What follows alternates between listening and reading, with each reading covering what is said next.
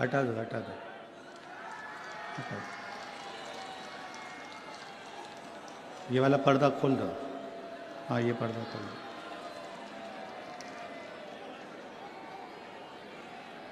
बड़े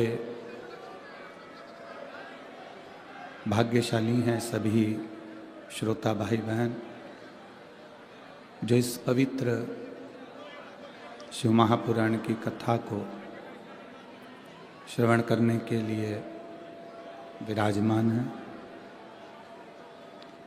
जहाँ पर ठंड का पारा 4 पर है और पूरी रात आप लोग ऐसे ही इस स्टेडियम में क्रिकेट के रात भर से विराजमान हैं और शिव महापुराण का इंतजार कर रहे हैं। ये शिव भक्ति है, ये भगवान शंकर की कृपा है, ये उनकी उदारता है।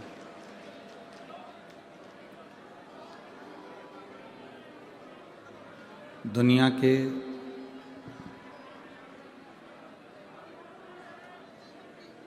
सारे कर्म सरलता में हो सकते हैं,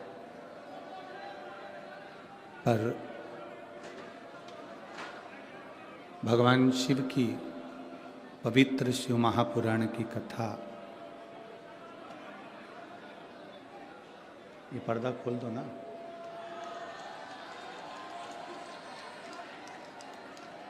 भगवान शिव की पवित्र शिव महापुराण की कथा यदि इस मृत्यु लोक में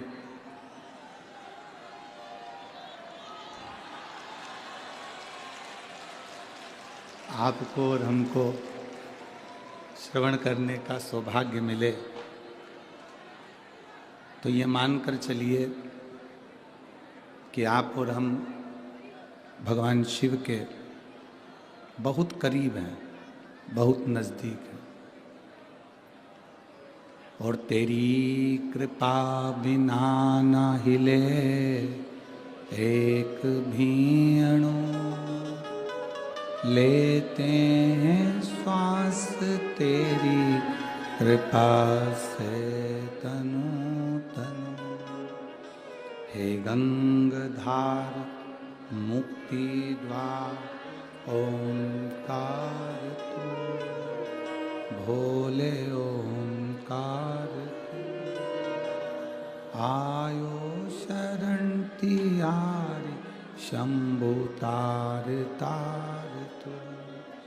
बखान क्या करूं राखों के ढेर का, चपटी भभूत में खजाना कुबेर का। हे गंगाधार मुक्ति द्वार ओंकार तू, भोले ओंकार आयो शरण किया शंभु तार तार तू। भगवान शिव की कथा कहती है ये आपके भीतर का भरोसा और विश्वास है जो इस कपकपाती हुई ठंड में भटिंडा की इस पवित्र भूमि पर, पंजाब की इस पवित्र भूमि पर आप पूरी रात से इस शिव महापुराण कथा का इंतजार कर रहे हैं और अब श्रवण कर रहे हैं। यह अविरल भक्ति है आपकी। कथा के आयोजक बांके बिहारी सेवा समिति भटिंडा पंजाब, कथा के मुख्य यजमान श्री अमरजीत जी मेहता पंजाब क्रिकेट एसोसिएशन समाज सेवी भटिंडा पंजाब से, जिन्होंने इस पवित्र कथा को भटिंडा शहरवासियों को ही नहीं संपूर्ण पंजाब को, संपूर्ण हरियाणा को, संपूर्ण राजस्थान को, संपूर्ण जम्मू कश्मीर को, उत्तराखंड को ये पवित्र कथा देकर अपनी ज़िंदगी को सार्थक किया है। एक बार जोरदार ताली बजाकर यजमान परिवार के लिए साधुवाद, धन्यवाद। जिन्होंने इस पवित्र कथा का लाभ आप और हमको दिया। शरीर है, मानव का देह, मनुष्य का शरीर, मानव का शरीर, ये बड़ी मुश्किल से मिलता। और जितना मुश्किल से ये मानव का शरीर मिलता है, उतनी ही मुश्किल से भगवान का भजन हो पाता है। आप इसको सरल ना समझें कि आप शिव महापुराण की कथा में जाकर बैठे हैं तो ये बहुत सरल है। ना ना ना, जो पूरी रात से इंतजार कर रहे हैं ऐसी ठंड में, इतनी कपकपाती हुई 4 डिग्री 5 डिग्री टेम्परेचर में, जरा विचार करिएगा, क्या शिव पुराण सुनना सरल बात है? शरीर मानव का मिलना जितना कठिन है, मानव का शरीर मिलना जितना कठिन, उससे ज़्यादा कठिन है भगवान शंकर की अविरल भक्ति को प्राप्त करना, भगवान शिव की अविरल भक्ति को पाना। शरीर मिल भी गया, मान लो शरीर तो एक किसी को भी मिल जाता है। कई लोग ऐसे हैं जो पलंग पर पड़े हुए हैं, कई लोग ऐसे हैं जिनकी बुद्धि काम नहीं कर रही, कई लोग ऐसे हैं जिनका हाथ पैर थर थर काँप रहा है, कई लोग ऐसे हैं जिनका शरीर काम नहीं कर रहा है, व्हील चेयर पर हैं, कोई वॉकर से चल रहा है, कोई छड़ी पकड़ कर चल रहा है, किसी का शरीर काम कर रहा है, किसी का नहीं कर रहा। शरीर मिलना ये बहुत अच्छा, शरीर मिल जाना, अच्छे स्वरूप में आ जाना, हाथ अच्छे हैं, पांव अच्छे हैं, नेत्र अच्छे हैं, किडनी लीवर सब अच्छा है, फेफड़े सब अच्छे हैं, नासिका अच्छी है, श्रवण अच्छा है, नयन अच्छे हैं।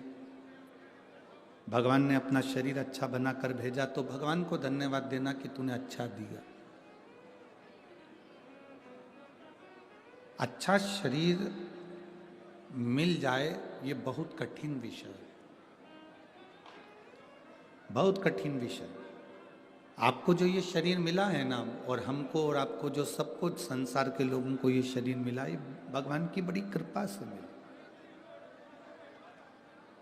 अब भगवान की इतनी कृपा हुई कि आपको और हमको ये शरीर मिल गया।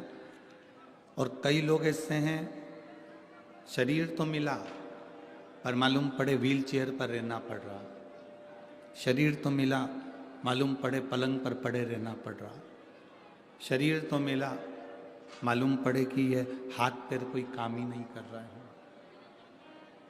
शरीर तो मिल गया, शरीर तो प्राप्त हो गया, पर ये शरीर काम ही ना करे तो फिर शरीर परमात्मा ने दिया तो फिर ये अच्छा थोड़ी ना लगेगा।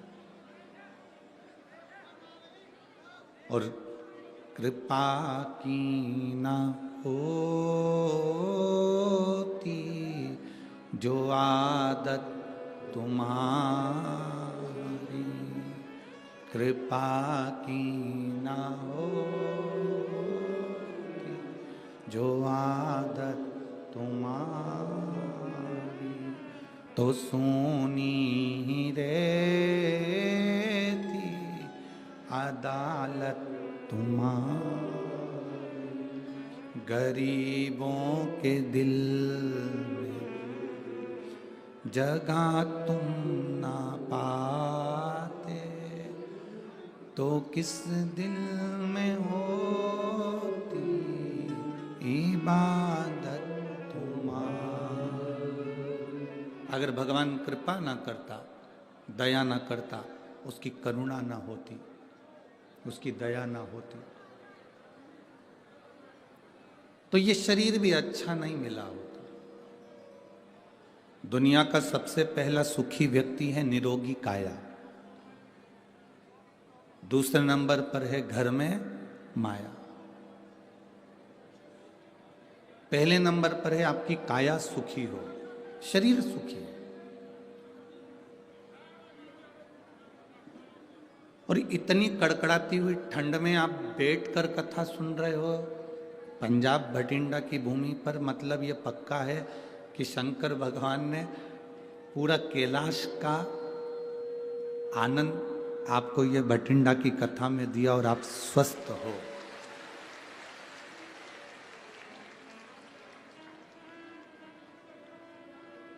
आप स्वस्थ हो।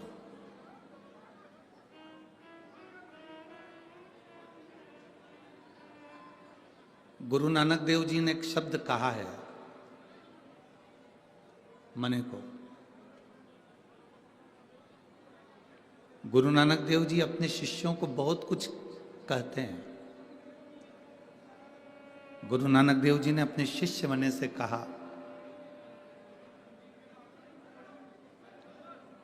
दुकान चलाते चलाते, परिवार चलाते चलाते, नौकरी करते करते, परिवार को संभालते संभालते, मने जिस दिन ये कदम, गुरु नानक देव जी कहते हैं, जिस दिन ये कदम गुरु के द्वार तक चले जाएं, घर का काम करते करते, परिवार चलाते चलाते, व्यापार करते करते, व्यवसाय करते करते, नौकरी धंधा पानी करते करते, जिस दिन ये कदम गुरु के द्वार तक चले जाएं, जिस दिन ये कदम परमात्मा के द्वार तक चले जाएं, जिस दिन ये कदम उस परमात्मा रब के दरवाजे तक चले जाएं, तो समझ लेना कि तुमने चारों तीर्थ पूर्ण कर लिए हैं, तुमने अपने तीर्थ पूरे कर लिए।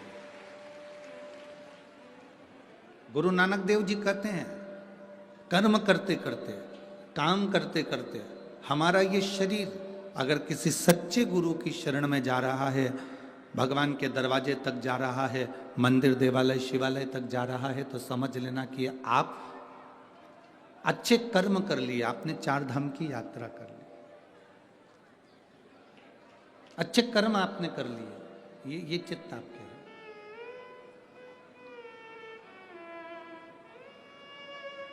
और मैंने तेरे ही भरोसे बाबा, तेरे ही भरोसे हवा बिच उड़ती जावांगी, बाबा डोर हथों छड़ी ना में कटी जावांगी, बाबा मैं तेरी पतंग शंभू, मैं तेरी पतंग हवा बिच उड़ती जावांगी, बाबा डोर हथों छड़ी ना में कटी जावांगी। अपने जीवन की गाड़ी को चलाते चलाते परमात्मा का भजन हो जाना, ये श्रेष्ठ है। अपने जीवन को चलाते चलाते परमात्मा की भक्ति हो जाना, ये श्रेष्ठ है। हम एक बार पहले कथा में कहे हैं, शायद भटिंडा के मेरी जीजियों ने, मेरे जीजाओं ने, मेरी बेटियों ने, मेरे भाइयों ने सुना होगा, जितने लोग यहाँ कथा सुनने बैठे हैं इनने भी सुना होगा। हमने पहले कथा में कहा, जब तक तुम्हारी नौकरी चले, जब तक तुम्हारी दुकान अच्छी चले, पत्नी के जेवर बनवा दो। बोला था कि नहीं बोला था? जम के तो बोलो, बोला है ना? तुम्हारी दुकान अच्छी चल रही हो, तुम्हारी नौकरी अच्छी चल रही हो, तो पत्नी के जेवर बनाओ। व्यापार अच्छा चल रहा हो, नौकरी अच्छी चल रही हो, तो फिर प्लाट ले लो। नौकरी अच्छी चल रही हो, दुकान अच्छी चल रही हो, व्यापार अच्छा चल रहा हो, तो फिर मकान बना लो। अगर तुम्हारी दुकान अच्छी चले, तुम्हारी नौकरी अच्छी चले, तो उस चलती हुई नौकरी में, उस चलते हुए व्यापार में तुम अपने प्लाट ले लो, मकान बना लो, पत्नी के जेवर बना लो, जो काम करना है चलती हुई नौकरी में कर लो। रिटायरमेंट के बाद नहीं कर पाओगे। दुकान पर बैठे बैठे शिथिल हो गए, अवस्था ढल गई, फिर नहीं कर पाओगे। अभी दुकान अच्छी चल रही है, नौकरी अच्छी चल रही है, तो जो काम करना है वो कर लो। शिव महापुराण भी यही कहती है, जब तक शरीर अच्छा चल रहा है तब तक भजन कर लो, और जब तक तुम्हारी घर में चल रही है तब तक दान करो। तुम्हारा शरीर अच्छा चले जब तक खूब भजन करो, तुम्हारा घर में तुम्हारा हक चले, तुम्हारा घर में तुम्हारा नाम चले, तुम्हारा लोग कहना माने तब तक तुम दान पुण्य भजन संकीर्तन सत्संग जो जो कुछ तुम्हें करना है वो सब कर लीजिए, सब करो। रिटायरमेंट होने के बाद फिर आप रिटायरमेंट होने के बाद में फिर आप प्लाट नहीं ले पाओगे। दुकान चलते चलते थोड़ी भी डाउन हो गई फिर आप बंगला नहीं बना पाओगे, फिर आप पत्नी के जेवर नहीं बना पाओगे। अभी चल रहा है तो कर लो, शरीर चल रहा है भजन कर लो, शरीर चल रहा है तो शिव महापुराण की कथा पंडाल में जाकर बैठकर सुन लो। शरीर नहीं चलेगा तो ना पंडाल में जा पाओगे, ना मंदिर जा पाओगे, ना कहीं दर्शन के लिए जा पाओगे। तुम्हारे घर में चल रही है तब तक दान करो, लंगर चलाओ, भंडारे करो, भोजन कराओ, प्रेम से सबको जिलो। जिस दिन तुम्हारे घर में चलना बंद हो जाएगी फिर कोई तुमको नहीं पूछेगा। फिर तुम कहो भी कि 5 रुपए वहां पर दे दो तो लोग देंगे नहीं। तुम कह भी दोगे कि वो 10 रुपए वहां पर जमा करिया, पेटीएम कर दे, ले गूगल पे कर दे, तो बच्चे अपने खाते में कर लेंगे पर वहां नहीं भेज पाएंगे। कठिन है। चलते चलते करो, चलते चलते।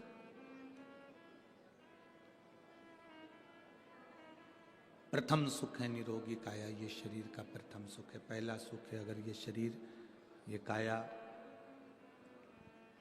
अगर ठीक है तो आप अपनी जिंदगी का सारा कार्य कर सकते हो, सब कुछ। काया ठीक नहीं है कुछ नहीं कर पाओ। एक पत्र है,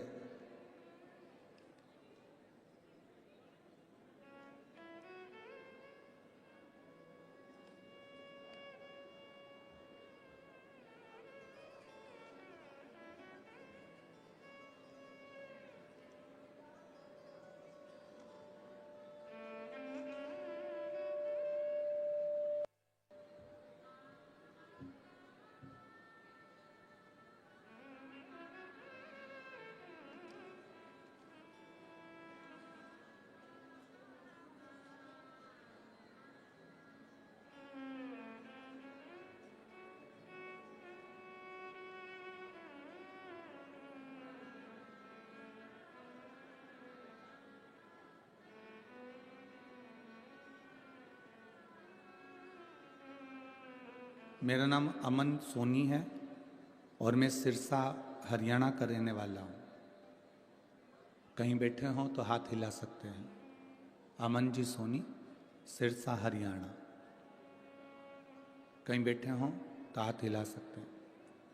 मेरा नाम अमन सोनी है, मैं सिरसा हरियाणा से यहाँ आया हूँ। मेरे पिताजी का नाम श्री धर्मपाल सोनी है। मेरा फ़ोन नंबर ये है। एक लोटे जल का मैं वर्णन करना चाहता हूँ। गुरुदेव, 2021 में मेरे पिताजी को पेट में गांठ हो गई, 2-3 गांठ और आई। पहले 2014 में एक बीमारी हो गई थी जिसमें नसें इनकी चोक होने लगी थी, जिसकी दवाइयाँ चल रही थी, जिसको प्रेक्निज्म ऐसी बीमारी कहते हैं जिसमें शरीर की नसें धीरे धीरे सिकुड़ना चालू हो जाती हैं। वो बीमारी इनको हो गई थी। कहीं बैठे हों तो हाथ हिला सकते हैं। पीछे है, हाथ हिलाओ एक बार। हाँ ठीक है। अच्छा, इधर पिताजी उधर बैठे हैं, ठीक है। आप उनके सुपुत्र हैं। अच्छा, पिताजी से भी निवेदन है वो भी हाथ हिलाएं, आप भी हाथ हिला दीजिए। शंभू श्री शिवाय नमस्तुभ्यं। एक बीमारी हो गई थी जिसमें नसें चोक होने लगी थी, शरीर सारी नसें सिकुड़ने लगी थी। फिर धीरे धीरे एक हाथ एक पैर कांपने लगा, काम करना बंद कर दिया। 2021 में उन्हें पेट में दर्द हुआ। तब सोनोग्राफी करने पर पता चला कि उन्हें पेट में हड्डियों के कैंसर हो गया। गुरुदेव, पेट में रहते हुए वो कैंसर पूरे शरीर में फैल गया। अस्पताल में उनको रखा, कोई आराम नहीं आया। तब हमने पंजाब भटिंडा में दिखाने आया। साहब ने कहा कि कीमो करना पड़ेगा। एक कीमो करवाकर हम घर वापस चले गए। कीमो करवाने के बाद भी आराम नहीं हो पाया। तब हमारे नज़दीक में कोई ताई रहती हैं, उन्होंने हमसे कहा, वो सियोर वाला महाराज कहता है टीवी पर कि 1 लोटा जल समर्पित करा करो, किसी को भी घर के व्यक्ति को मंदिर भेज दो, जल चढ़ाए, वो जल लेकर आए और इनको दो। बेलपत्री का सेवन करो। गुरुदेव, हम लोग आज के समय की पीढ़ी, हम कैसे विश्वास कर लें कि कैंसर जैसा रोग शिवजी पे जल चढ़ाने से समाप्त हो जाता है। हम लोग आज के ज़माने की पीढ़ी, पढ़ी लिखी पीढ़ी, इस बात पर हम भरोसा नहीं करते। पर बगल वाली ताई ने कहा कि एक बार चढ़ाकर देखने में क्या जा रहा है। हम लोगों ने जल चढ़ाना प्रारंभ करा और वो जल लाकर पिताजी को देना प्रारंभ करा। गुरुदेव, बेलपत्र बाबा की चढ़ी हुई लाकर देना पड़ी। 15 दिन तक हमने लगातार यही प्रयोग करा और बाबा की कृपा से हम उनको दूसरी बार जांच कराने के लिए जब लेकर गए तो बाबा की ऐसी कृपा हुई कि उनका कैंसर नेगेटिव अर्थात नील के बराबर आ गया। हम बाबा को धन्यवाद देने के लिए आए हैं। अब उनका जो शरीर कांपता था वो भी अच्छे से काम कर रहा है और बाबा की कृपा से वो स्वस्थ हैं। आज इस पवित्र प्रांगण में प्रणाम करने के लिए आए हैं। उन्होंने एक लाइन बहुत अच्छी लिखी है कि कर दिया माला माल काशी वाले ने, खोल दिया भंडार काशी। अब ठीक है बाबू, एक बार दोनों हाथ हिला दीजिए। श्री शिवाय नमस्तुभ्यम। शिव तत्व की प्राप्ति इसी को कहते हैं, शंभु।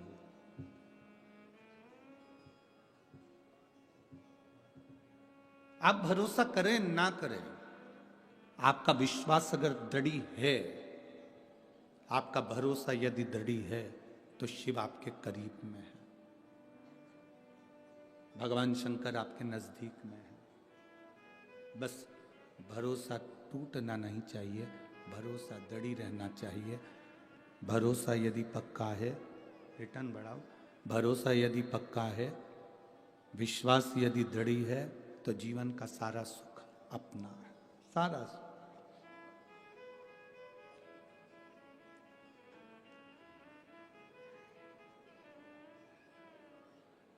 बैठे हो आप यहां, शिव की कृपा है। सुन रहे हो कथा, शिव की कृपा है।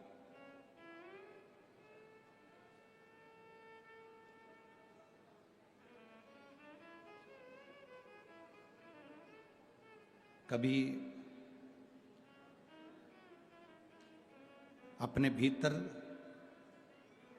एक विश्वास को जब हम दृढ़ी बनाते जाते हैं, एक भरोसे को पक्का बनाते जाते हैं, तो परमात्मा भी हमारे करीब में आना प्रारंभ कर देता है। विश्वास पक्का कब नहीं होता? जब हमारे भीतर थोड़ा सा अहम होता है। हमारे अंदर यदि अहंकार है, हमारे अंदर यदि अहम है, तो हमारा विश्वास दृढ़ नहीं होगा।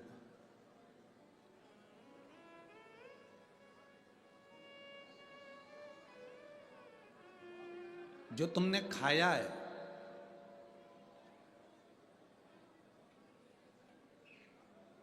जो तुमने खाया,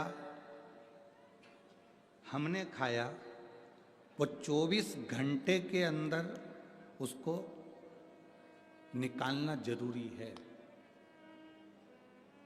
अगर वो 24 घंटे के अंदर हमारा खाया हुआ नहीं निकलता तो हमें बीमारियां आना प्रारंभ हो जाती हैं। बोलो सही है? जो हमने खाया उसको 24 घंटे में निकालना जरूरी हो जाता है, नहीं तो बीमारी लगना प्रारंभ हो जाती है। जो हमने पानी पिया वो 3 से 4 घंटे में निकालना जरूरी हो जाता है, नहीं तो बीमारी लगना प्रारंभ हो जाती है। जो खाया उसको 24 घंटे में निकालना जरूरी है। जो पानी पिया उसको 3 से 4 घंटे में निकालना जरूरी है। जो श्वास हमने ली उसको 1-1.5 सेकंड के अंदर, 2 सेकंड के अंदर बाहर निकालना जरूरी है। उसी तरह हमारे भीतर यदि अहंकार भर गया, काम भर गया, आसक्ति भर गई, क्रोध भर गया, तृष्णा भर गई, तो इसको अंदर मत रखो, इसको भी निकाल कर बाहर फेंक दो, नहीं तो ये भी बीमार कर देता है, ये भी बीमार कर देता है। जैसे खाया हुआ भोजन पेट में नहीं रखना, उसको निकालना पड़ेगा। पिया हुआ पानी पेट में नहीं रखना, उसको निकालना पड़ेगा। ली हुई श्वास हमारे भीतर नहीं रखना, उसको निकालना पड़ेगी, नहीं तो ये बीमारी उत्पन्न कर देती है। उसी तरह हमारे भीतर यदि अहंकार आ गया, काम आ गया, आसक्ति आ गई, तृष्णा आ गई, लोभ हो गया, क्रोध आ गया, इसको निकालना जरूरी है। अगर ये अंदर रह गया ना तो फिर ये दिक्कत दे जाएगा, फिर ये परमात्मा से मिलने नहीं देगा। ढीले कम करो, ये परमात्मा से मिलने नहीं देगा, ये भगवान के करीब में नहीं आने देगा। हमारे भीतर का अहम हमें बाहर छोड़ना।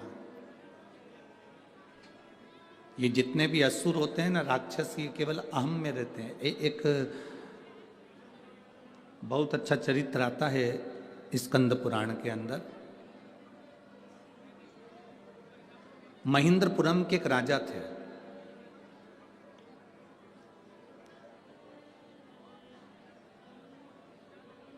बड़े आनंद के साथ वो निवास किया करते थे।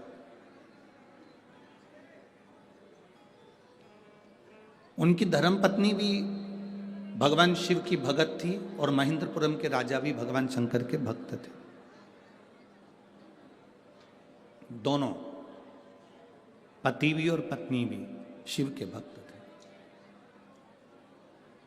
इन्होंने एक बार भी भगवान शंकर से कुछ नहीं मांगा। कोई जरूरी नहीं है कि आप शंकर के मंदिर में जाएंगे तो कुछ मांगना ही है आपको।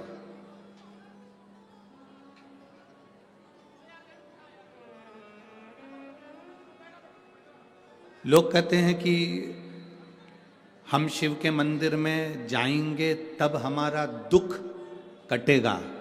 ये दुनिया के लोग कहते हैं कि हम शिव के मंदिर में जाएंगे तब हमारा दुख कटेगा। शिव महापुराण की कथा कहती है, जब तुम्हारे मन में ये आ गया कि शिव के मंदिर जाएंगे, उसी क्षण से दुख कटना प्रारंभ हो जाता है। जाने की तो बात दूसरी। लोग कहते हैं हम शिव के मंदिर जाएंगे तब दुख कटेगा, हम शिव पुराण में जाएंगे तब दुख कटेगा। ना ना, शिव महापुराण की कथा कहती है, जिस दिन तुम्हारे मन में यह भाव आ गया कि मैं शिव पुराण में जाऊंगी, तुम्हारे मन में यह भाव आ गया कि मैं मंदिर जाऊंगी, तुम्हारे मन में यह भाव आ गया कि मुझे शंकर जी को एक लोटा जल चढ़ाना है, तुम्हारे मन में यह भाव आ गया कि मुझे भगवान का भजन करना है, समझ लो तुम्हारा दुख कटना प्रारंभ हो गया। अगर दुख नहीं कटता तो तुम्हारे मन में यह अच्छा विचार आता ही नहीं। अच्छा विचार तब आता है जब तुम्हारा दुख कटने का समय आता है। अच्छे विचार तब आते हैं जब तुम्हारा दुख कटने का समय तुम्हारे करीब में आता है, नहीं तो अच्छा विचार भी नहीं आता। अच्छे विचार तब आएंगे जब तुम्हारा दुख कटने का समय तुम्हारे पास में है। आप जितने लोग शिव महापुराण की कथा में बैठते हो, क्यों हम इतने विश्वास के साथ क्यों कह देते हैं कि जितने लोग कथा सुनने आए हो बाबा तुम्हारी झोली भरेगा, इतने विश्वास के साथ हम कहते क्यों हैं? कारण क्या है इसका कहने का? उसका कारण केवल इतना सा है कि शिव महापुराण की कथा तक वही पहुंचता है जिसको बाबा ने बुलाया होता है या चुना होता है, जिसके कष्ट मिटाना होता है।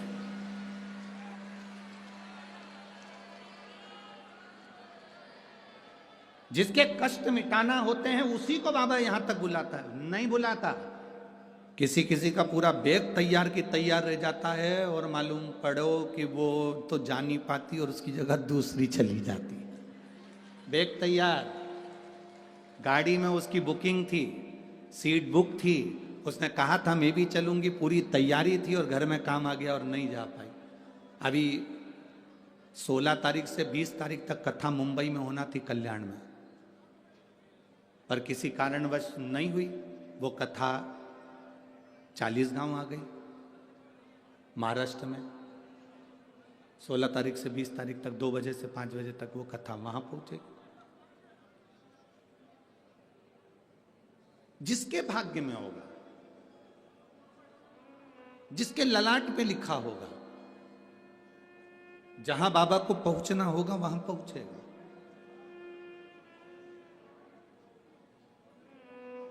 वरना मुश्किल है, बहुत मुश्किल। एक मां बैठी है यहां,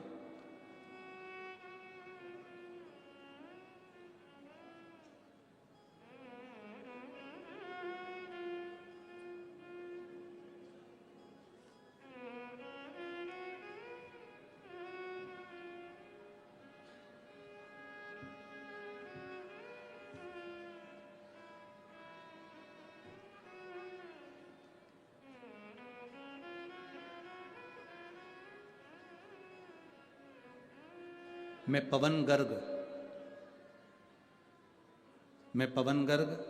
निवासी गुड़गांव हरियाणा से हैं। मेरा मोबाइल नंबर ये है। कहीं बैठे हैं पवन जी गर्ग?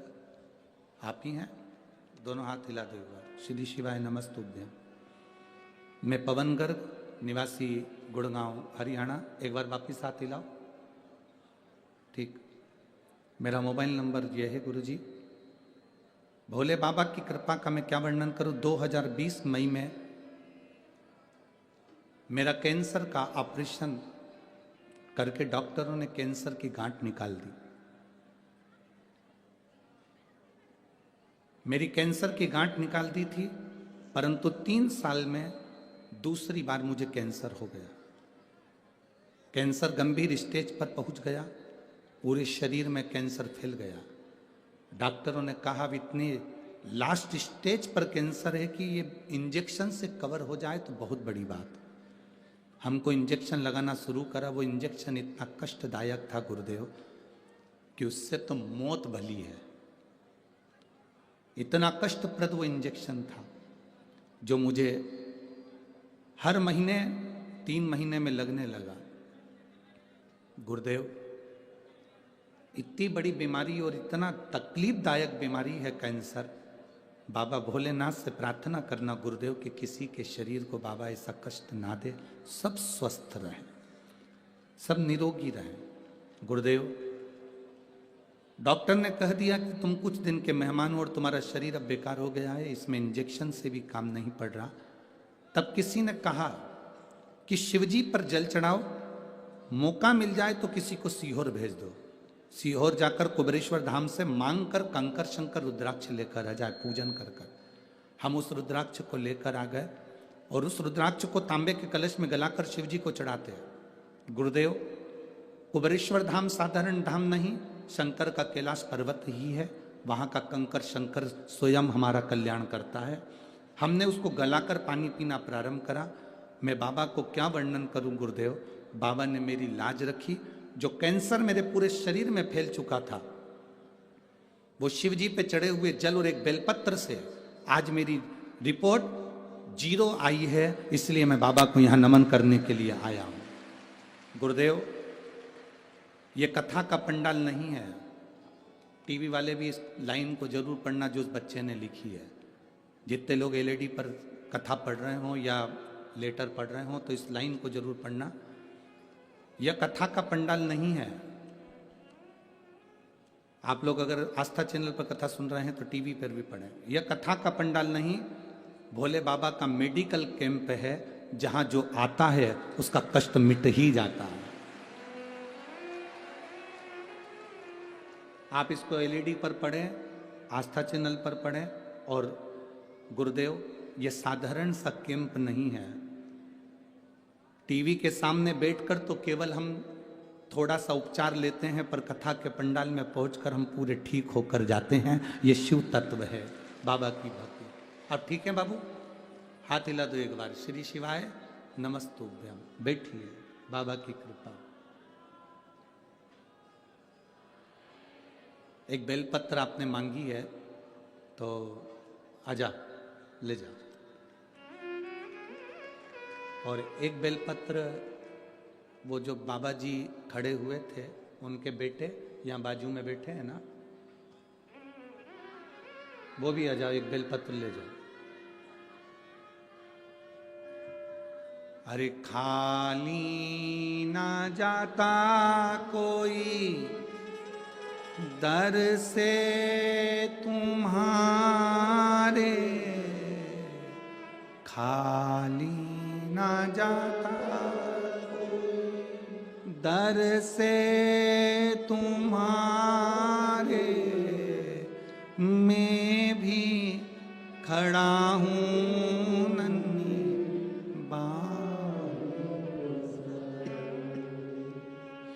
अपने हृदय से लगा लो, लगा लो, गिरा जा रहा उठा लो, उठा लो प्रभु अपने दर से अब तो ना टालो, गिरी जा रही हूँ उठा लो। ले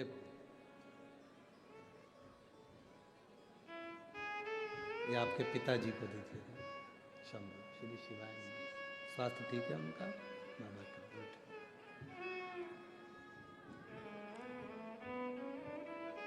शिव तत्व को जानो। इन्हीं ने पत्र लिखा था कि हम कैसे विश्वास कर लें, क्या एक बेलपत्र और जल से क्या कैंसर मिट सकता है? और शिव तत्व शंभु शंभु है, शिव शिव।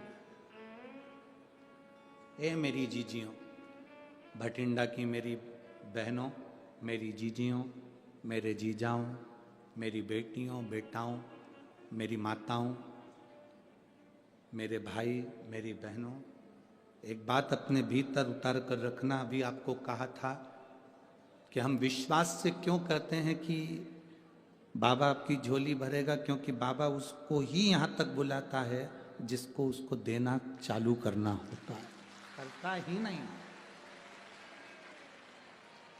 कथा मुंबई होने वाली थी, 40 गांव में हो रही है, मतलब 40 गांव वालों ने कोई पुण्य ज़्यादा किए होंगे और 40 गांव महाराष्ट्र वालों की कोई शिव भक्ति इतनी प्रबल हुई होगी।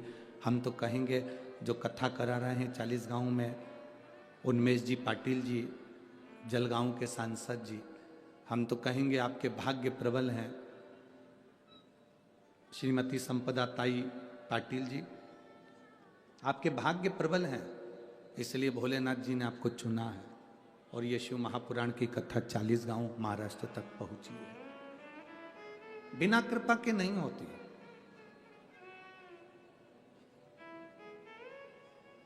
एक बहन ने पत्र में लिखा, हम भटिंडा वालों ने तो कब से इंतजार करा था इस शिव महापुराण का, अब मिली है। ऐसे कई प्रदेश, जम्मू है, हरियाणा है, दिल्ली है, ऐसे कई जगह के लोग कथा का इंतजार करते रहते हैं, बस हमारे क्षेत्र में कैसे भी एक बार आए। शिव महापुराण अपने प्रदेश में अगर एक बार आती है तो पूरे प्रदेश का कल्याण ही कर कर जाती है, सहज नहीं है। बस उस तक पहुंचना हमको है, उस तक जाना हमको। आपको चुना, ये आपकी प्रधानता है या आपकी श्रेष्ठता है? उसने चुना।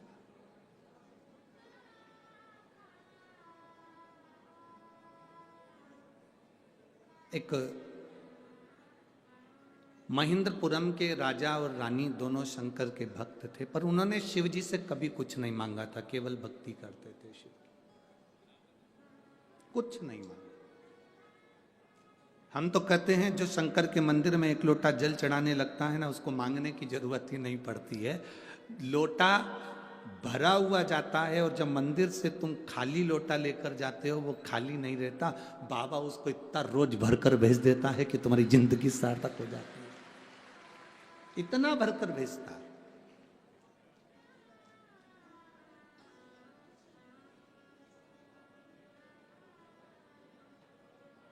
ये उसकी कृपा के बिना नहीं है, उसकी दया के बिना नहीं, उसने भेजा।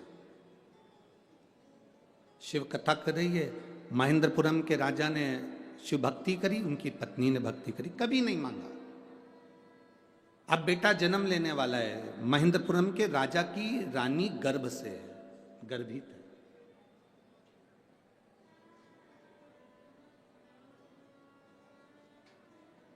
और रानी जब गर्भ से थी तो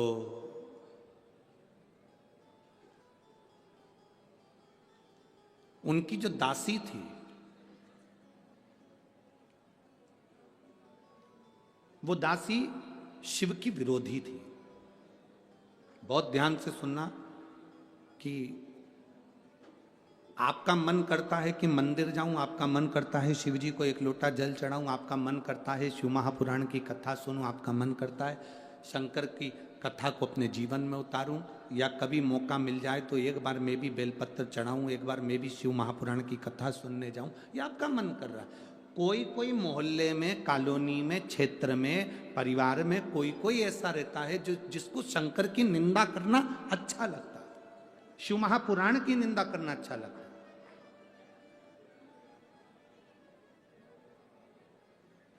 कोई कोई ऐसा रहता है उसको निंदा प्रिय लगती है, उसको निंदा अच्छी लगती है। कितना बड़ा दोष है शिव महापुराण की निंदा, शंकर की निंदा, शंकर की निंदा करना या शंकर की निंदा सुनना। देव ऋषि नारद ने शिव जी की निंदा करी थी तो बंदर का मुंह लगा था।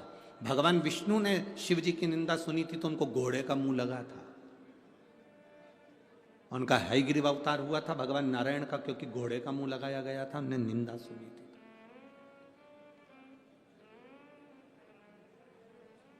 देवऋषि नारद ने शिव जी की निंदा कर दी थी। रुद्राक्ष की माला जो भोलेनाथ जी ने पिनाकर भेजी थी उसको उठाकर जमीन पर पटक दिया था, शिव जी ने जो पिनाई। कितना बड़ा दोष है।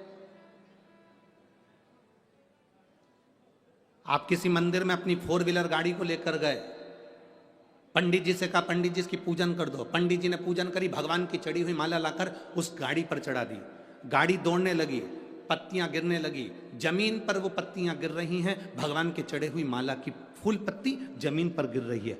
उसका दोष पंडित को जितना लगेगा उससे ज्यादा दोष तुमको भी लगेगा, क्योंकि भगवान की चढ़ी हुई माला उसने गाड़ी पर चढ़ा दी और वो गाड़ी भुड़ भुड़ कर कर जा रही है और उसकी पूरी माला पत्तियां पांव में आ रही है।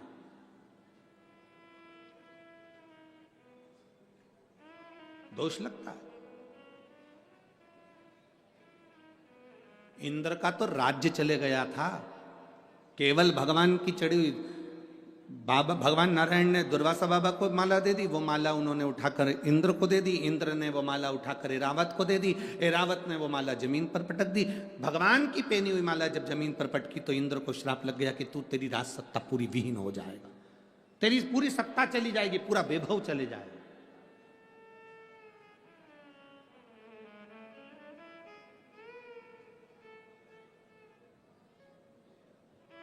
तेरा पूरा वैभव समाप्त हो जाएगा। हमारी ये व्यासपीठ की हमारी एक नियम है, हमारा व्यासपीठ का एक नियम, बेलपत्री हम उसी को देते हैं जिसके हृदय में जरूरत है। जिसको जरूरत नहीं हम उसको बेलपत्र भी चेहरा देखकर समझ जाते हैं कि इसको जरूरत है कि नहीं। उसको क्या करेंगे देकर, ले गए पटक दी, फेंक दी, कहीं काम की ना रही। एक बार कभी गीता प्रेस गोरखपुर की शिव महापुराण की कथा पढ़ना, और गीता प्रेस गोरखपुर की शिव महापुराण की कथा को पढ़कर देखना। गीता प्रेस की गोरखपुर शिव महापुराण की कथा में लिखा हुआ है कि शंकर भगवान की पोथी पर शिव महापुराण जहां हो रही हो वहां जो बेलपत्र पोथी पर समर्पित होती है वो बेलपत्र नहीं रहती, वो दुनिया की सबसे बड़ी औषधि हो जाती है। उसका अध्ययन अगर आप लोग करेंगे, शिव महापुराण को अगर पढ़ेंगे तो आपके अध्ययन में आएगा, आपके स्मरण में आएगा। पढ़ो उसको। कहीं सीवर वाला महाराज झूठ तो नहीं बोल दिया कि अपने मन से बोल दिया। पढ़ो, विद्येश्वर संहिता पढ़ो, उमाखंड पढ़ो, कुमार संहिता पढ़ी है, पढ़ो उसको, उसमें मालूम पड़ेगा।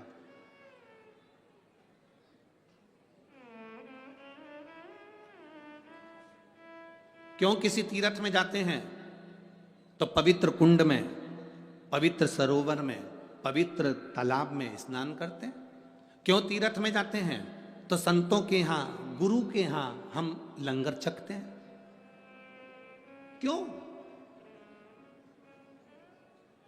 5 स्टार होटल में, किसी तीर्थ में जाना तो 5 स्टार होटल में भोजन मत करना, ये हम पहले भी बोले हैं। किसी तीर्थ में जाना तो उस जगह पर लंगर हो रहा हो, लंगर चल रहा हो।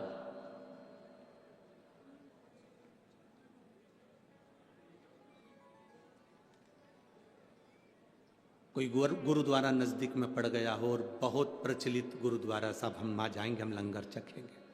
साहब कहीं पर प्रसाद का सुंदर संत का डेरा हो, साधु का डेरा हो, वहां कुछ रूखी रोटी भी मिल जाएगी तो उसको चख लेंगे। कितनी रोग, कितनी तकलीफों को ये हर लेता है। लोग हर लेते, ये तकलीफें। सीहोर कुबेरेश्वर धाम पर लोग आते हैं, अभी तो रसोई घर वहाँ का तैयार हो रहा है। आप लोगों का प्रेम है, शायद 15 से 20 दिन में वो रसोई घर तैयार होकर, उस रसोई घर में भी अब मशीनों द्वारा भोजन तैयार होने लगेगा और भोजन लाखों भक्त जैसे वहाँ आते हैं प्रेम से पाने लगेंगे। बाबा की ऐसी कृपा।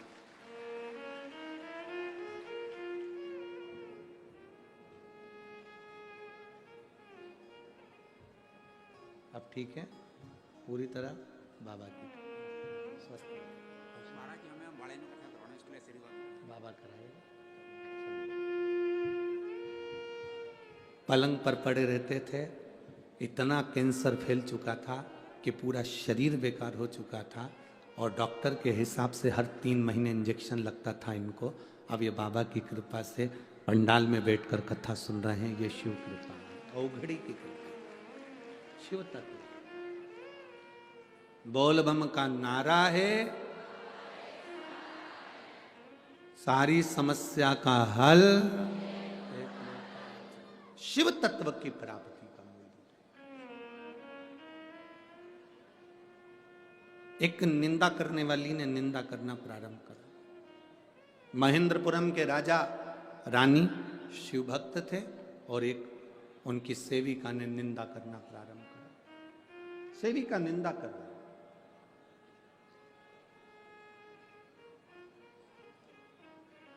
गर्भ में बच्चा होना, गर्भ में संतान होना, तो थोड़ा ध्यान रखना कि गलत संगति से दूर रहना। लोग गलत संगति किसको समझते हैं कि साहब ये मत खाना, वो मत खाना, ऐसा मत करना, वैसा मत करना। गलत संगति इसको भी कहते हैं कि आप निंदा ना सुने, आप चुगली ना करें, आप, क्योंकि बच्चे में वो असर आ जाएगा, बच्चे में वो असर आ जाता है। एक बार हम कहीं कथा करने के लिए गए और कथा करने के लिए गए तो वहाँ पर एक जजमान, उस समय बहुत पहले की बात है, 15-20 साल पहले की, तो वो जजमान उन्होंने कहा कि गुरुजी आपको हमारे घर आना ही पड़ेगा। अब 20 साल पहले की बात है, तो हम गए उसके यहाँ गए तो उसका एक 9 साल का लड़का, उसकी माँ ने सेब कतर के रखा, केला ला कर रखा, फल ला के रखे, उसका लड़का दौड़ कर आया, हमने तो खाया ही नहीं, उससे पहले वो सब खा गया। 9-10 साल का लड़का, 9 साल का। थोड़ी देर बाद उसकी माँ ने चांदी के गिलास में दूध भर कर रखा। चांदी का गिलास जल्दी गर्म हो जाता है और दूध के कारण और ज्यादा गर्म हो गया। वो लड़का दौड़ कर आया, गटर गटर करके दूध पी गया। चलो कोई बात नहीं। उसकी माँ आंखों में आंसू भरकर हाथ जोड़कर कहने लगी, आपका अपमान हो गया गुरुदेव। हमने कहा कोई बात नहीं जीजी, अपमान तो चल जाएगा, पर एक बात पूछूं तेरे से, ये कैसे हुआ? इतना सा, ये अपमान तो चल जाएगा अपनी जगह, पर तू इतना बता दे ये कैसे हुआ? उसने कहा गुरुजी, जैसे आप कथा करने आए हमारे गांव में, जब ये गर्भ में था, एक महाराज जी कथा करने के लिए आए थे, उन्होंने कह दिया था कि खूब सुंदरकांड का पाठ करो। मैं गर्भ के समय पर खूब सुंदरकांड पढ़ी, इतना पढ़ी कि एक दिन में 6-6 बार, एक दिन में 8-8 बार। हमने कहा जी फिर बस उसके बाद ये मेरा जो बेटा हुआ है गुरुजी, पेड़ पे चढ़ जाता, नीचे कूद जाता, बिल्डिंग से नीचे कूद जाता, आगे के बर्तन भगोने उठा लेता। हमको लगता है हमारे घर में हनुमान आ गया है। अब हम क्या करें गुरुजी, इसकी शांति का उपाय बताओ। हमने कहा हनुमान चालीसा पढ़ो। अब क्या कर सकते हो?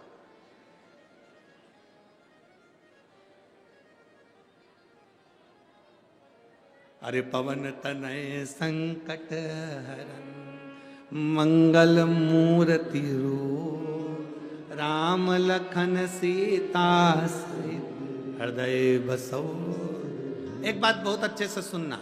अरे तुम्हारी बीपी की गोली है ना, शुगर की गोली है ना, वो डॉक्टर कह देता है सुबेरे शाम एक एक लेना।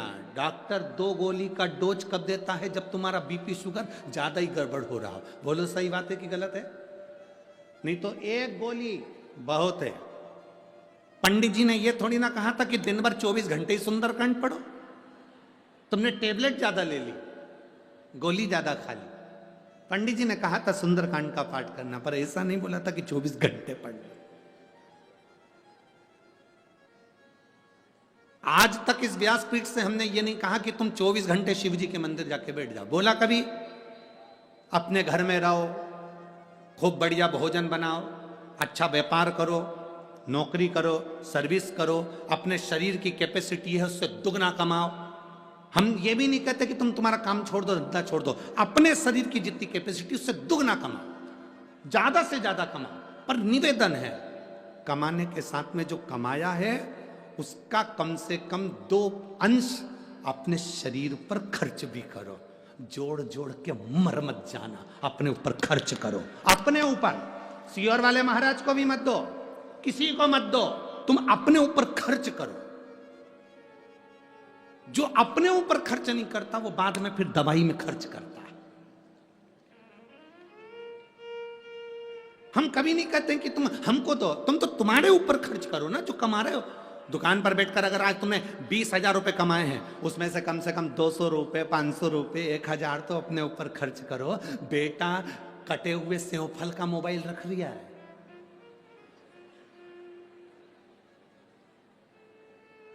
क्या बोलते हैं उसको? कितने समझदार बेटे रे तुम, बहुत जोरदार, सब चतुरो। बेटा कटे हुए सेव फल का मोबाइल रख रहा है, बेटा एप्पल का मोबाइल रख रहा है, और तुम आवाज ही नहीं आ रही। आवाज ही। इतने इतने से पोता पोती मोबाइल तो ऐसे चलाते, दादाजी के मोबाइल का फंक्शन बिगड़ता तो वो पोता पोती से सुधरवा लेते। इधर हाँ दादू क्या हो गया, देखते इसमें आवाज नहीं आ रही, वॉल्यूम कम होगा। दादू मेरे को दे। उसने फंक्शन निकाला, वॉल्यूम तेज, अब जोरदार। तो बच्चे ने पूछा, दादाजी ने पूछा क्यों रे, तुझे मोबाइल चलाना किसने सिखाया? किसी ने नहीं, जब मैं पेट में था मम्मी दिन भर चलाती, दिन भर। अब असर तो आएगा, वो असर कब जाएगा? वो आएगा। सारे फंक्शन आते हैं उसको, सब फंक्शन आते हैं उसको। एक भी फंक्शन ऐसा नहीं है जितने तो तुमको प्रश्न के उत्तर नहीं आते उतने उसको आते। एक बच्चा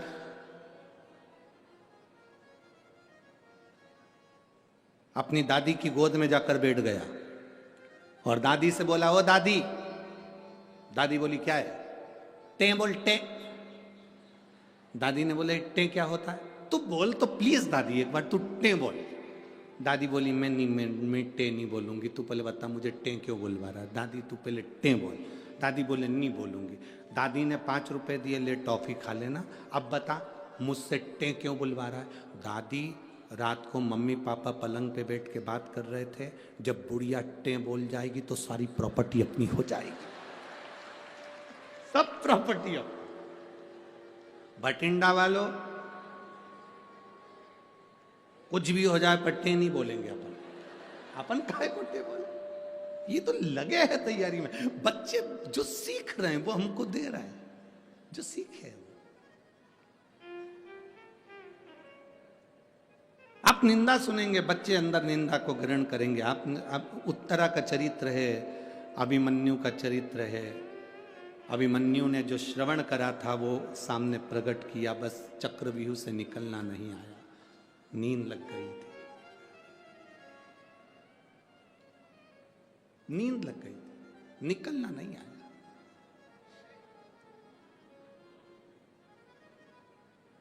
गर्भ में जो बच्चा था, मां परमात्मा का भक्त थी, पिता परमात्मा के भक्त थे, पर घर में जो बच्चे ने जन्म लिया वो परमात्मा का भक्त नहीं निकला। उसके अंदर निंदा इतनी भरा गई थी कि शिव का द्रोही हो गया।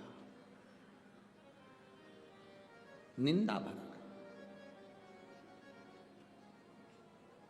वो शिव का द्रोही, असुर हो गया।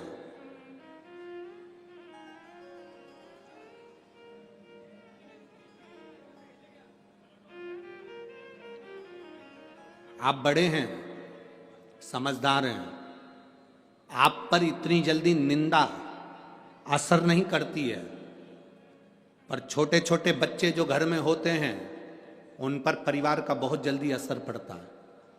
दादी अगर रोज मंदिर में बैठकर अगरबत्ती लगा रही है तो बच्चे छोटे, उनके पास में अगरबत्ती नहीं है तो अगरबत्ती की तीली को उठाकर घुमाते रहते हैं। दादी पानी चढ़ाने के लिए मंदिर जाती है तो वो भी पानी चढ़ाने जाते हैं। दादी शंकर का जल पीती है तो बच्चे भी पीते हैं। दादी हर हर महादेव कर रही है, जय श्री राधे कर रही है, जय सीताराम कर रही है, तो बच्चे भी सीताराम कहेंगे, हर हर महादेव कहेंगे। छोटे बच्चे पर बड़ों का इफेक्ट पड़ता है, बड़े पर जल्दी असर नहीं आता। बड़े पर जल्दी असर नहीं आएगा निंदा का, क्योंकि वो सोचता है, समझता है, ध्यान करता है।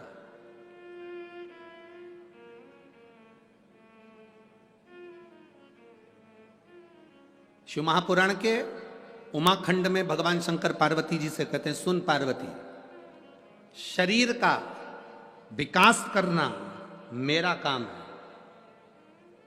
पार्वती, शिव महापुराण के उमाखंड में देवाधिदेव महादेव कहते हैं, शरीर का विकास करना मेरा काम है, बुद्धि का विकास करना मनुष्य का काम है। अपनी बुद्धि को कहां तक लेकर जाना है।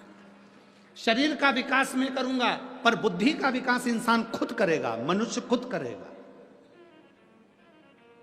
अपनी बुद्धि का विकास आपको करना, क्या अच्छा है क्या बुरा है, कौन गलत है कौन सही है, किसके साथ रहना किसके साथ नहीं रहना, कौन अच्छा कौन बुरा, ये तुम्हारी बुद्धि का विकास तुम्हें करना पड़ेगा। जरा सा सुंदरता देखकर, जरा सा प्रेम देखकर ये नहीं सोच लेना कि बहुत अच्छा व्यक्ति, ना ना ना ना, पहले परखो, जानो, उसके बाद विचार करो।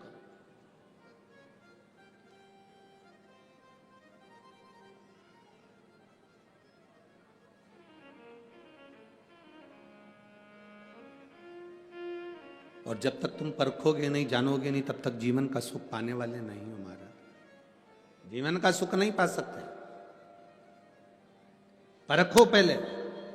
जरा सी देर में कह दिया वो अच्छा व्यक्ति है, जरा सी देर में कह दिया वो बुरा व्यक्ति, ना ना ना, तुमने परखा भी? अभी तुम परखे हो? अभी तुमने जाना?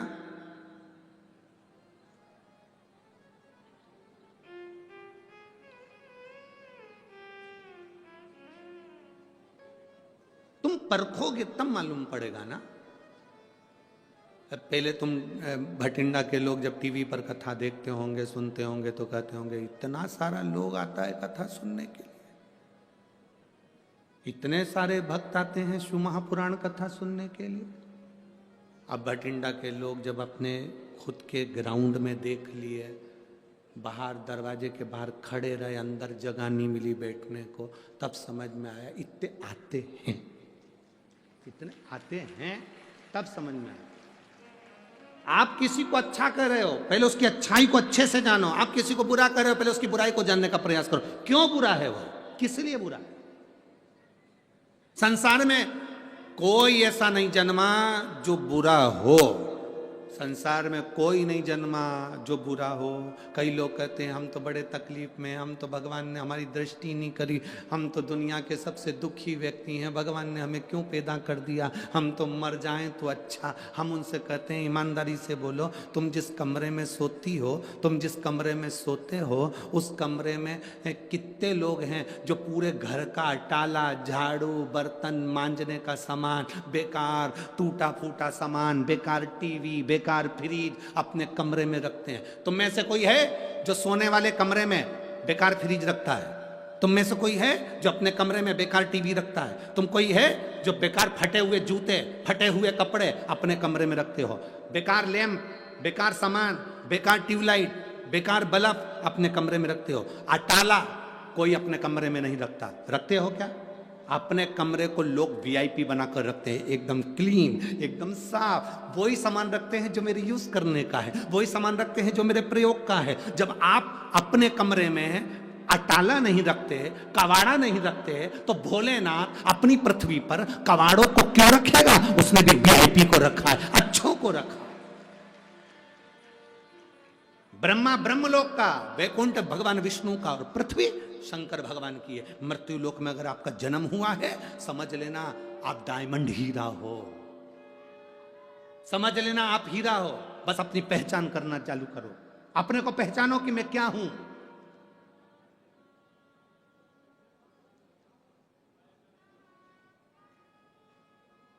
अपने आप को हम पहचान ही नहीं पा रहे हैं। हम कह देते हैं हम तो बहुत हमारे सेठ जी हैं और हम तो बहुत छोटे। ना, काहे को छोटे? उसने जन्म दिया पृथ्वी पर तो हीरा बनाकर पैदा करा। जितनों को मेरा परमात्मा पैदा करता है उतनों को कुछ ना कुछ हुनर देकर भेजता है। बस उस हुनर को हमें खोजना है, और जिसने अपनी जिंदगी के उस हुनर को खोज लिया, समझ लो वो जिंदगी में नाम कमा कर चले गया। उस हुनर को खोजने की तैयारी करो, उसको खोजो। लोग कहते हैं कैंसर जैसी बीमारी का रोग का इलाज नहीं, लोग कहते हैं लीवर किडनी का इलाज नहीं। हम कहते हैं एक बार दिल से शिव महापुराण की कथा सुनो और भगवान शंकर पर एक लोटा जल चढ़ाना प्रारंभ करो। ऐसा दुनिया में कौन सा रोग है जो महादेव नहीं हर सकता? हरेगा, बस तुम्हारा दिल और विश्वास पक्का रखना। एक पत्र है, देखिए।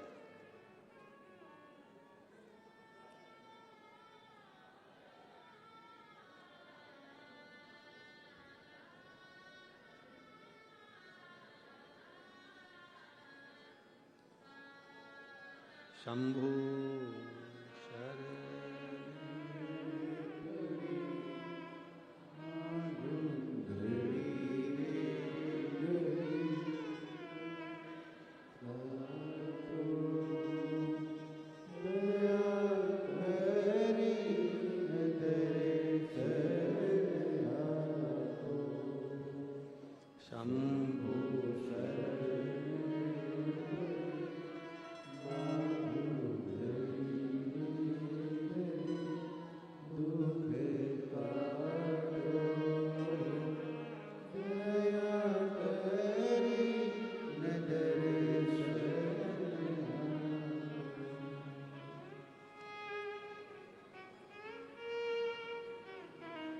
मेरा नाम निर्मला देवी है। मैं बरनाला की रहने वाली हूँ, बरनाला की रहने वाली हूँ। कहीं बैठी हैं? कहा कहीं बैठी हो तो हाथ हिलाइएगा। मेरा नाम निर्मला देवी है, मैं बरनाला की रहने वाली हूँ। आप ही हैं? हाथ हिला दो एक बार। श्री शिवाय नमस्तुभ्यम। मैं बरनाला की रहने वाली हूँ गुरुजी, एक बार वापस हाथ हिलाओ। श्री शिवाय नमस्तुभ्यम। मैं भोले बाबा का क्या वर्णन करूं? पूरे परिवार को परख लिया, पूरे रिश्तों को परख लिया, पर कोई साथ नहीं देता। देता तो बाबा ही है साथ। गुरुदेव, कर्जा ज्यादा हो गया था, बहुत ज्यादा मात्रा में कर्जा बढ़ गया था। शायद इसको चुकाना मुश्किल था, इतना कर्जा था। रोते रोते जीवन निकल रहा था, आंसू भर भर कर रोते, क्योंकि कर्जा इतना है कि कैसे चुका है। पर आपकी कथा टीवी पर आई और उसने बल प्रदान करा। आपने बेलपत्री के कांटे, बेलपत्री की पत्ती, शमी पत्र का एक उपाय आपने बताया, और उस उपाय को बाबा की कृपा से हमने केवल एक बार करा, और बाबा का मैं क्या गुणगान करूं गुरुदेव। आज मैं बाबा की कृपा से पंडाल में बैठी हूं, पूरा कर्जा चूक गया, तब मैं कथा सुनने के लिए आई हूं।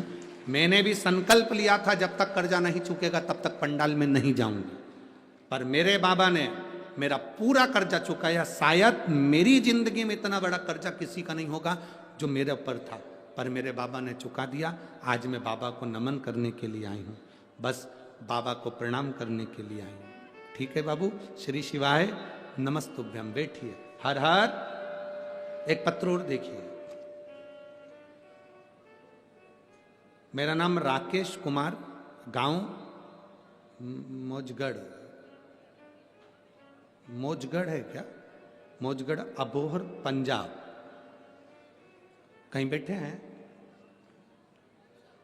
मेरा नाम राकेश कुमार, गांव मौजगढ़, अबोहर, पंजाब के निवासी हैं। कहीं बैठे हो तो हाथ हिला सकते हैं। पीछे हैं क्या? हाँ, दिख गए हो। ठीक है, एक बार हाथ हिलाओ वापिस। ठीक है, गेंद बिल्कुल बाउंड्री पर है, देखिए। दिख गए? हाँ, ठीक है। वापिस हाथ हिलाओ जी जी। हाँ, दिख गए। ठीक है। श्री शिवाय नमस्तुभ्यम। अच्छी पिच मिली है।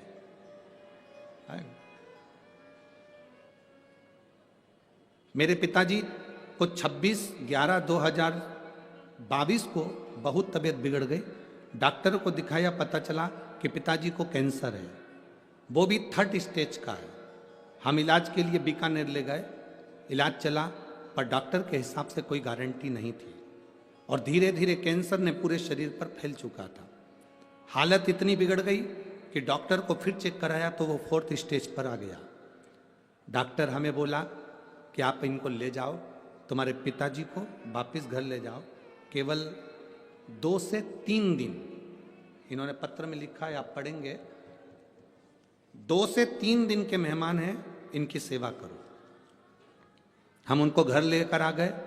गुरुजी बहुत दुखी हैं। जब बहुत दुखी हो गए, रास्ता नहीं नजर आया, तब पड़ोस की महिला हमारे पिताजी को देखने के लिए जब आई तो उन्होंने बताया कि आप शिव जी को 1 लोटा जल चढ़ाया करो, बेलपत्र खाया करो, शंकर जी पे चढ़ी हुई, कुंदकेश्वर महादेव का नाम लो, शिव जी का स्मरण करो, शंकर का गुणगान करो। हमने वैसा की वैसे ही करना प्रारंभ करा। गुरुदेव, बाबा बाबा है। 1 बेलपत्र और 1 लोटे जल में क्या ना जाने क्या है, आज तक समझे नहीं थे, पर शिव पुराण के माध्यम सब समझ में आ गया। हमारे पिताजी अब धीरे धीरे जो पलंग पर पड़े रहते थे, उठ नहीं पाते थे, कैंसर पूरे शरीर में फैल चुका था। 2 दिन के मेहमान थे, इसमें हमने लिखा, नीचे लिखा है 2 दिन के मेहमान थे। बाबा की कृपा से अब उनने धीरे धीरे चलना प्रारंभ करा, बोलना प्रारंभ करा, और उनका स्वास्थ्य ठीक होने लगा। बाबा का हम क्या गुणगान करें गुरुदेव। उनके शरीर में 4th स्टेज का कैंसर के साथ में एक गठान और हो गई, जो गठान 19 mm की थी। जब वो 19 mm की गठान का जांच प्रारंभ हुई, तब हम बाबा का जल पिलाते, बेलपत्र खिलाते, और फिर 15 दिन बाद हमने जांच कराई तो वो कैंसर की गठान 2 mm पर आकर रुक गई, और बाबा की कृपा से अब उनको आराम है। हम यहाँ प्रणाम करने के लिए आए। यह शिव तत्व है। बैठिए बहन। हर हर महादेव। बैठिए। शिव भक्ति है। एक विश्वास, एक भरोसा, एक दृढ़ता।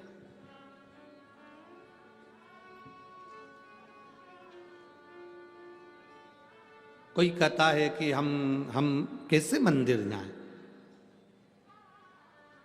हम शिव को नहीं मानते, हम इस धर्म के, हम उस धर्म के। हम कहते हैं तुम्हारे घर में अगर कोई बीमार पड़ता है तो डॉक्टर के पास जाते हो कि नहीं जाते? डॉक्टर से पूछते हो कि तू कौन से धर्म का है? डॉक्टर से पूछते हो कि तुझे कौन सा रोग लगा है? डॉक्टर से पूछोगे कि तू ब्राह्मण है कि क्षत्रिय की वैश्य के शूद्र है? नहीं। डॉक्टर से अपना रोग बताओगे और उसका इलाज करवाओगे। डॉक्टर कौन है भाई?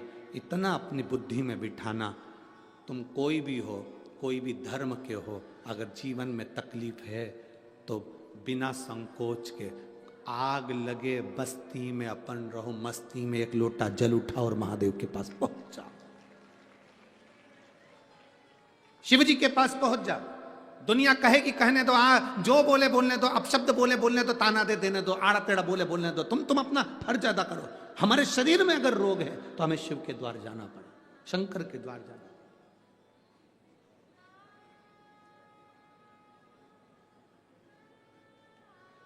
एक माता बैठी हुई है यहां,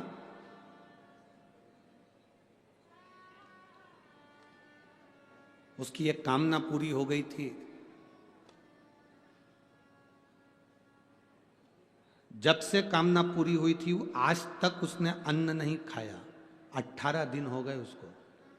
कहीं बैठी होगी यहीं कहीं, हाथ हिलाएगी एक बार, कहां बैठी? 18 दिन। उसका पत्र भी था।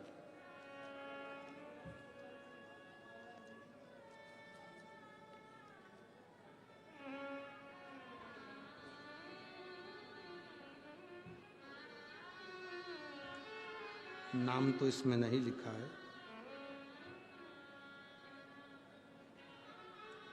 कहीं बैठी हो तो हाथ हिलाना। 18 दिन हो गए तो बैठी है। कहाँ बैठी? जिसने 18 दिन से अन्न नहीं खाया था वो माँ यहाँ आई हैं, उनकी बेटी है। एक बेलपत्र ले जा बबुआ के, ब्लैक जैकेट में बेटी आई हुई है।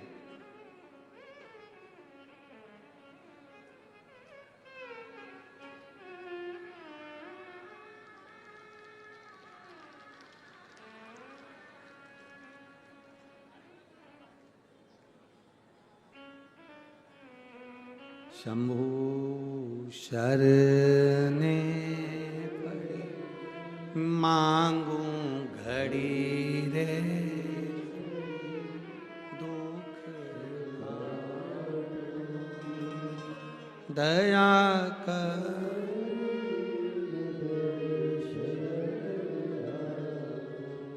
बेटी आप ही की है जो लेने आ रही है बेलपत्र, आप ही हैं जो 18 दिन तक अन्न ना पाया। एक बार हाथ हिला दो वहां पर। श्री शिवाय नमस्तुभ्यम। साधुता पर निवेदन है, आज आप भूखे ना जाना, यहां से लंगर चक्कर जाना, बाबा से प्रार्थना कर कर जाना। बैठिए, आपकी बेटी को हम दे दे रहे हैं बेलपत्र, वो आपके पास आ जाए। बैठिए। शंभु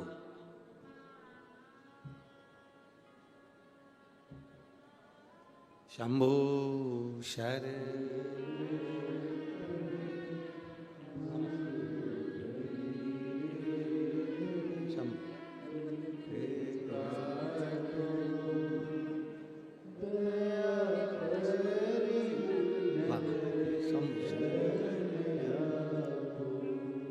शिव तत्व कह रहा है, वो घड़ी है।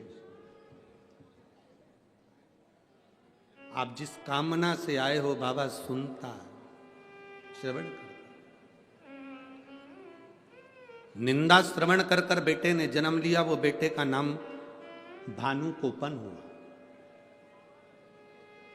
जिस बेटे ने जन्म लिया उसका नाम भानुकोपन हुआ। भानु महेंद्रपुरम के राजा के घर में लड़के ने जन्म लिया जिसका नाम भानुकोपन हुआ। वो भानुकोपन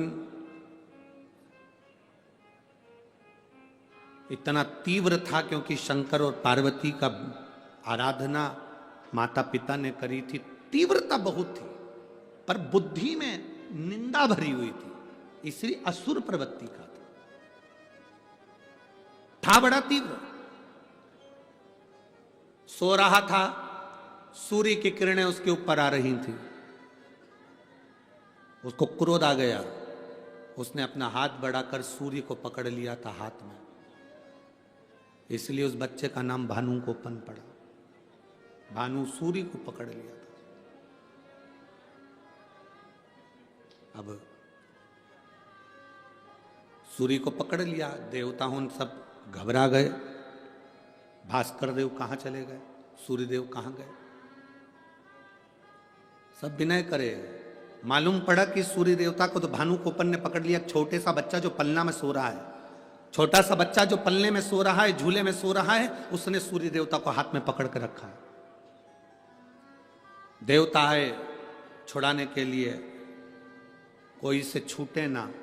तब ब्रह्मा जी आए खुद छुड़ाने के लिए, छूटे ना।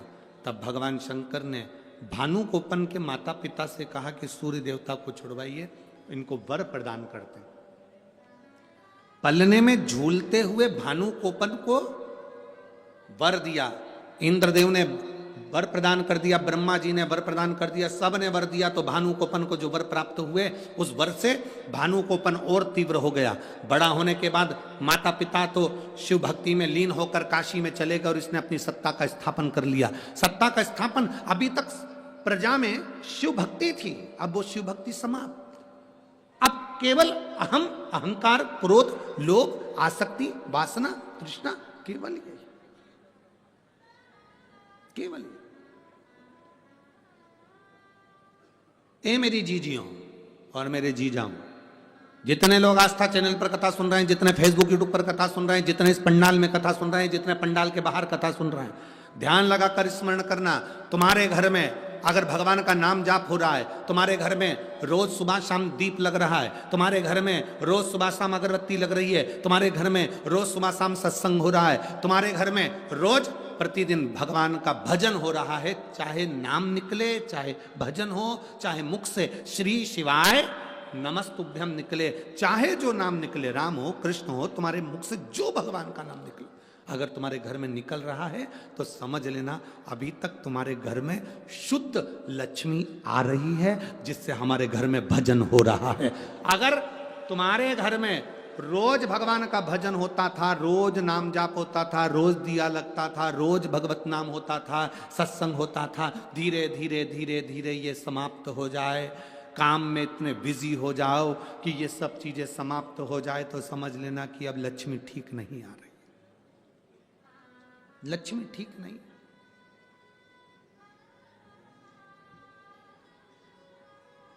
एक विचार करिएगा, एक राजा के महल के पास में एक व्यक्ति रहता था, उसके पास में बहुत अच्छी कमाई होती थी। अच्छी कमाई होती थी तो उसने सोचा मैं करूं क्या, इतना सारा धन आता है, मैं क्या करूं। उसने अपनी पत्नी से पूछा कि मैं इतना धन इकट्ठा हो रहा है, अगर मैं पैसा इकट्ठा करके रखूंगा तो चोर चुरा के ले जाएंगे, सोने की ईंट रखूंगा तो चोर ले जाएंगे, चांदी की ईंट रखूंगा तो चोर ले जाएंगे, अब मैं करूं तो करूं क्या। पत्नी बड़ी समझदार थी, ना जाने लोगों को क्या हो जाता है जो पत्नी को समझदार नहीं समझते।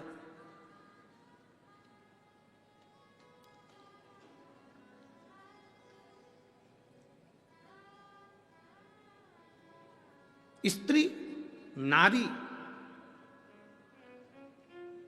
अपने पति को, अपने पिता को, अपने पुत्र को, अपने घर को कभी डूबता हुआ नहीं देख सकती। वो बल उसमें है, कुछ भी करेगी, और अपने पति को, अपने परिवार को, अपने बच्चों को डूबता हुआ नहीं देख सकती। जो व्यक्ति मां नजदीक में रहता था वो पत्नी से पूछा कि सोने की ईंट बनाएंगे चोर ले जाएंगे, चांदी की ईंट बनाएंगे चोर ले जाएंगे, अब अपन करें क्या। पत्नी ने कहा एक काम करो, कोड़ियां लिया आओ। कोड़ियां जानते हो आप लोग, जानते हैं ना कोड़ी, कई लोग उसको खेलते हैं और कई लोग उससे खेलते हैं, कई लोग उस कोड़ी को हाथ में बांधते हैं, कई लोग पाँव में बांधते हैं। कोड़ी लिया, कोड़ी। हाँ, पति ने पूछा इस कोड़ी का करेंगे क्या, तुम तो लाला के रख लो, जब देखा जाएगा, तुम तो रखो। पत्नी के कहने से पति कोड़ी लाला कर बोरों में भर भर कर, झोलों में भर भर कर, बैगों में भर भर कर रख दिया, पूरा घर भरा गया। एक दिन राजा बीमार पड़ गया। राजा बीमार पड़ा तो वेदों ने आया, डॉक्टरों ने कहा कि इसका एक ही इलाज है, बाजार से कोड़ी लाओ, कोड़ी में आग लगाओ, उसकी राख तैयार करो, शरीर पे लगाओ, राजा का शरीर ठीक हो जाएगा। अब नगर में देखा तो कोड़ी नहीं, महल में देखा तो कोड़ी नहीं, कोड़ी कहाँ गई। कहा वहां बिकती है। बाजार में गए तो एक भी कोड़ी नहीं, सवेरे सवेरे ये आ जाता पूरी कोड़ी खरीद कर लिया आता। मालूम पड़ा कि कोड़ी नहीं बाजार में, कहाँ गई?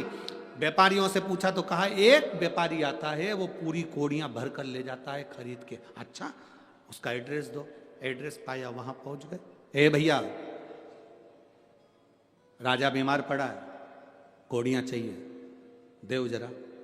उसने कहा महाराज कोड़ी देने में मना नहीं है, पर वो कोड़ी हमारे पैसे की है, हमने खरीदी है। भले तुमने खरीदी है पर कोड़ियां देना पड़ेगी, लाओ जल्दी से निकाल कर, वरना तुम्हें कारागार में डाल देंगे। द्वारपालों ने वारदान पकड़ कर रखा। कोड़ी वाला व्यक्ति अंदर गया, वो बेचारा थाली में कोड़ियां भरता, लेकर आता, कोड़ियों पर हाथ फेरता, डाल देता, फिर अंदर जाता, फिर लाता, कोड़ियों पर हाथ फेरता, फिर उनके बैग में डाल देता, झोले में डाल देता। इतने में द्वारपालों ने कहा एक बार में पूरी कोड़ी उठाकर क्यों नहीं लिया था? बार बार कोड़ी ला रहा है, हाथ फेर रहा है, डाल रहा है, क्या कर रहा है ये कोड़ियों पर हाथ क्यों फेर रहा है? उसने कहा भैया मैं कोड़ियों पर हाथ इसलिए फेर रहा हूं, इसमें से वो कोड़ी ढूंढ रहा हूं, ऐसी कौन सी कोड़ी आ गई जो मेरी इतनी सारी कोड़ियों को लेकर जा रही है, उस कोड़ी को ढूंढने का प्रयास कर रहा हूं। हमारे घर में भी एक कोड़ी कोई ऐसी आ जाती है, 1 रुपया कोई ऐसा आ जाता है कि हमारे घर के रखे हुए पूरे धन को ले जाता है। और हमारे यहाँ कोई 1 रुपया ऐसा आ जाता है जो हमारे भटिंडा में शिव महापुराण की कथा करवा देता है। उस धन को पहचानो कि वो धन कौन सा है। एक धन ऐसा आया कि पूरा बर्बाद कर दिया, एक धन ऐसा आया कि पूरा ले जाकर कहीं ना कहीं बर्बाद हो गया, एक धन ऐसा आया कि पूरा बर्बाद हो गया, और एक धन ऐसा आया कि हमारे घर में सत्संग करा दिया, भजन करा दिया, लंगर लगवा दिया, भगवान की भक्ति करा दी। वो धन, वो कोड़ी कौन सी है? सत्य की कोड़ी आएगी, अच्छी कोड़ी आएगी तो अच्छा काम कराएगी, बेकार कोड़ी आएगी तो बेकार काम कराएगी। श्रेष्ठ कर्म ये श्री हरिओम शंकर चरण पादुका सेवा दल, माँ वैष्णो सेवा मंडल, अग्रवाल मारवाड़ी परिवार सभा, श्री महादेव अमरनाथ यात्री सेवा संघ, ये लोग सेवा करने में लगे हुए हैं। कोई चारों तरफ कोई लंगर चला रहा है, और भी लोग हैं। केवल ये नाम से मतलब ना नहीं रखो कि इनके नाम आए हैं तो इनसे मतलब ना, ऐसे और भी सेवा दल लगे हुए हैं, और भी लोग लंगर चला रहे हैं, कोई चाय पिला रहा है। आप में से भी कई माताएं ऐसी छोटी सी थर्मस में चाय भर कर ले आती हैं, 2-4 कप ले आती हैं, धीरे से अपने आसपास वाली को पिला देती हैं। ठंड पड़ रही, आप में से कई लोग ऐसे हैं, एक कोई सेवा चला रहा है, वो गर्म पानी पिला रहा है लोगों को, गर्म पानी। और मैं यजमान श्री अमरजीत जी मेहता जी को भी धन्यवाद दूंगा। किसी की चप्पल खो गई, उनके लिए चप्पल का व्यवस्था कर दी। किसी का मोबाइल खो गया, उनकी मोबाइल की व्यवस्था कर दी। किसी को कुछ तकलीफ है, तुरंत एम्बुलेंस आई। कल वो एक बच्चा बाहर रह गया, उसके मम्मी पापा अंदर आ गए, छोटा सा बच्चा रो रो के बिलख रहा था। वो अमरजीत जी मेहता जी के बेटे बाहर घूम रहे थे, वो पदम, उनको मालूम पड़ा, वो बच्चे को गोदी में लेकर, जब तक वो बच्चे से अपने माँ बाप को नहीं मिलवा दिया तब तक वो पदम कथा सुनने नहीं बैठा और घूमता रहा और उसको मिलाने के लिए लगा रहा। श्रेष्ठता इसी को कहते हैं। आपके घर में अगर 1 रुपया अच्छा आया है तो सत्य मार्ग पर लग रहा है। आज ये सेवा दल सेवा कर रहे हैं, इतने ये लगा हुआ है। श्री महादेव अमरनाथ यात्री सेवा संघ, अग्रवाल मारवाड़ी परिवार सभा, माँ वैष्णो देवी मंडल, हरिओम शंकर चरण पादुका सेवा दल, और भी ना जाने कितने कितने लोग जिनका नाम यहाँ नहीं पहुंचा। कोई चाय पिला रहा, कोई गर्म पानी पिला रहा, कोई दूध पिला रहा, कोई बिस्कुट खिला रहा। कई तो पुलिसकर्मी भी, उनकी भी वीडियो बहुत चल रही है, पुलिसकर्मी भी हलवा सीरा खिला रहे। कितनी सेवा करी है भाई, समझ लेना। आपके यहाँ 1 रुपया 1 कौड़ी अच्छी आई थी, जो इस शिव महापुराण में तुमने लगाई, अच्छी जगह पर लगाई, तो तुम्हें खुशी होना चाहिए कि वो अच्छी जगह लगी है, वो श्रेष्ठ जगह लगी है। ये तुम्हें प्रसन्नता होना चाहिए, ये खुशी होना चाहिए कि वो श्रेष्ठ जगह पहुंची है। गलत जगह जाए तो समझ लो कि फिर वो गलत जगह लग गई है, गलत जगह। और महाराज